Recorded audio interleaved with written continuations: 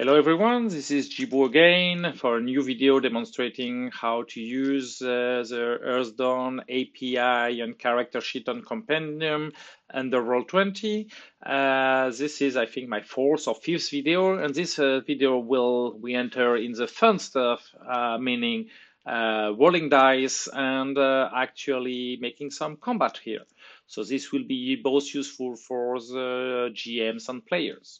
So remember, last time we had created a PC, we had created two creators, and so I'll start, but as you see, we have a small problem here that because I made some tests already, I have already some damages on my characters. Remember in one of the previous videos, I showed you that in the macro side, you have some macros that have been created that I have clicked to put in bar. Well, that's a good opportunity to see these macros in action with the reset characters, which will allow me, if I make a full reset characters and I select my tokens, it's a good way to start a session and look, everyone is back and ready for combat. So showing a bit, so the first thing that you will have always in combat, I'll open the turn tracker, the turn order from roll20.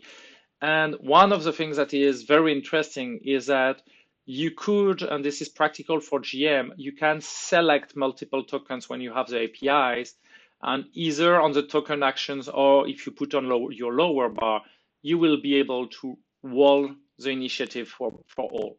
And see, they already have their initiative here. You will also have, usually you will ask your players, they will do the same, they will click their token, and either in the sheet, if you look in the character sheet, you have a button for initiative that is in several places. Let me pause this one.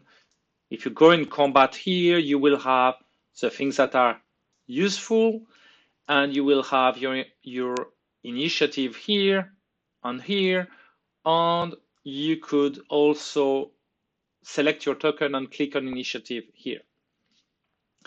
So let's roll initiative for J-roll, but let's also look a bit and let's begin to learn a bit on how the sheet is showing you your statuses on your modifiers. Let's say that J-roll, he has been boosted, he has been buffed by one of these fellow party members. And you see here, when you're in the combat mode, you have here your general modifiers.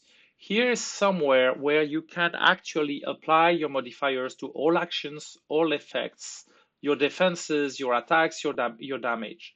So for example, if he has been boosted by Inspire Others and he has +2 to all his actions, you will set here your +2. And this is a very important concept that everywhere where you have a step display, on the left, you will have things that you cannot edit, that are modifiers that are coming automatically. So because awareness and melee weapons are actions, they get a +2. They get the +2 because you set the +2 here. If you could give them an additional +2 just to awareness by using the local here, and see now awareness is 14. Let's see what happens if I, in addition to my +2 to actions, that is, attacks are also actions, I was giving for another buff and you have a +2 to attacks only. You see that melee now has +4. Okay, but how does the system know that melee is entitled for the +4 of attacks, but awareness isn't? Here it's important when you set your talents, you have this modifier here, and you see, you recognize the icon. I can display the global modifier here. You see this icon for action. You see that awareness is an action, so it has the action modifier, while melee has the attack modifier. So this is how the system knows. So when you set up, sometimes you will set up dummy talents for making combos or things that are complicate. Well, it's important that you look at these parameters. This is how you declare to the system how stuff will work. Okay, so we have put now a few buffs to J-roll. Another concept is, let's say J-roll is a bit worried because he has two opponents. Well, you can make individual buffs like this, but you can also decide to actually put Gerald in defensive stance. You could do it here, or you could do it directly from the token icons. I remind that they are synchronized. You have even another way that I'll use for another demonstration is that here you have some menus, and the menu status will allow you here to make the choice is the same way, and you see that I have been able to add defensive stance without entering in the sheet. And you see that the defensive stance went to the sheet, and you find now you're +3 to defense and you're -1 to attack because you have the -2, the +2 here in contradiction. So here is how it's happening. Here is how you put modifiers. Then, once you want to make actions, you can make it from the sheet, or you can make it from the token actions.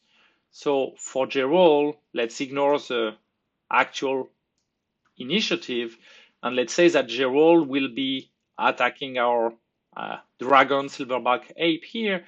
If you click here on melee weapons, it will ask you to choose the target. It will be exactly the same if you would click on JRoll, click melee weapon, and click on your target. And the next step is that it will ask you for your modifier, if you have a new modifier just for one action. And that is, and here he has rolled melee weapons. Let me roll it again. I'd like to have extra successes.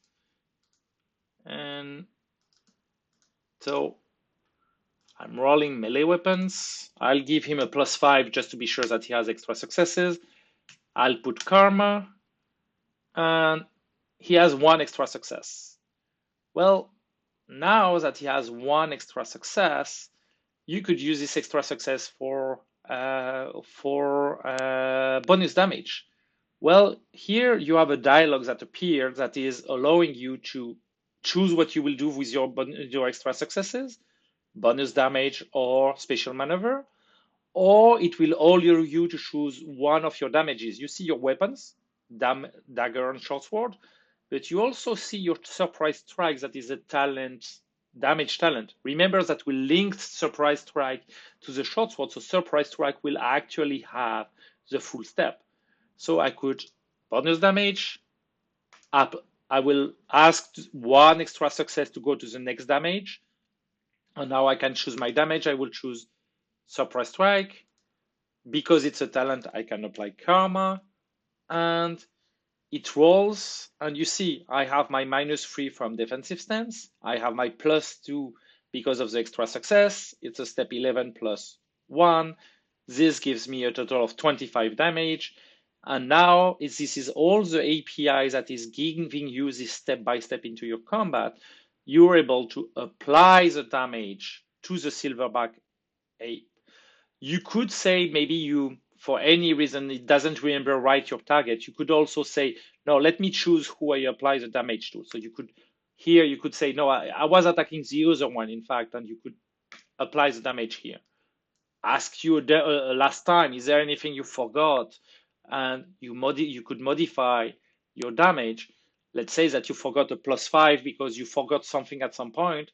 This will modify, and your silverback ape now took 30 damage. It takes 1 wound. You see the wound appeared here. It takes 30 damage, and the sheet is even asking you, do you want to roll the knockdown for him? And with a TN of 19, so you roll, you fail, your ape is knocked down. So you see the sheet will actually guide you in every step of rolling, guide you in every step of in combat, from attacking, modifying your damage, applying the damage. A last small detail for the kind of GMs that like this is that you can see here every time there is a statement about visibility. For example, the ape is an NPC, so the roll when the ape is rolling has been sent only to me as a GM. whereas the PC JRoll is rolling to public. This is also something that we see here with this icon, where you see here there is a group, and here you see only the one with the crown, that's the GM. This button here is in fact, this icon here is in fact a button. Let's take our JRoll and let's make him roll awareness. Because he's a player character, awareness is rolled to public. But wait, you can be this kind of GM that likes to hide perceptions check and awareness check and so on. So what the API is doing here is that it has a rule. PCs go public, NPCs go private, go to the GM. But you could have exception to this rule. A PC, you could here with this button create an exception. You say, well, yes, PC is world public, but if it's a PC with awareness, send it to the GM. Okay, now awareness is a GM only. If I roll again awareness, now the honorable thief is private and makes a roll of 1. So this is all the basics on how you roll dice, how you modify, how you run combat. So with this, you have most of the toolbox of what you need to run a game of Earthdawn in Roll20. There will be one last video for something that is always special, spellcasting. So my next video will be about creating a spellcaster and having him actually cast a spell. Thank you very much all, and have good games.